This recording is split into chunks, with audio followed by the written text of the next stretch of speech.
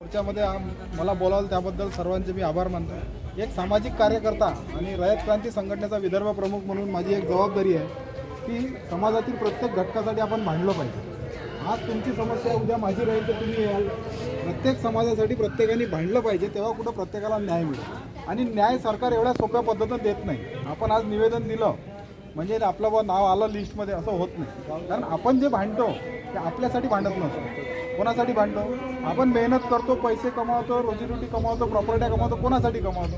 येणाऱ्या पिढीसाठी। म्हणून त्या पिढीला काहीतरी भेटावं यासाठी आपण संघर्ष आज जर केला तर उद्या त्या पिढीला भेटेल। म्हणून हा संघर्ष आज आपण इथे निवेदन देत आहे। 2008च्या आधी तुमच्या महाराष्ट्राच्या यादीत होतं, काही लोकांना सर्टिफिकेटसुद्धा दिलेलं आहे। परंतु 8 नंतर असं काय घडलं की तुम्ही बा या समाजाला वंचित ठेवलं कास्ट सर्टिफिकेटपासून? असं कोणतं समाजावर यांनी तुमचं घोडं मारलं सरकारचं या समाजाने? मग यांच्यावर का अन्याय बा? तर यासाठी आज आपण एकत्र आलो आहे। आज आपण SDOला निवेदन देऊ।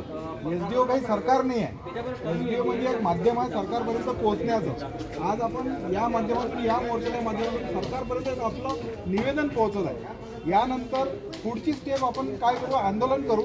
पूर्ण विदर्भातून विभागीय आयुक्त जे राहतात अमरावतीला, तिथे आपल्याला आंदोलन करायचं आहे। कसं असते, जेव्हा आंदोलनात सगळेजण एकत्र जमून गर्दी करते किंवा आक्रोशाने आपण एकत्र येतो, तेव्हा त्या आंदोलनात एक धार येते आणि त्या धारीमुळं सरकारला झुकावं लागतं।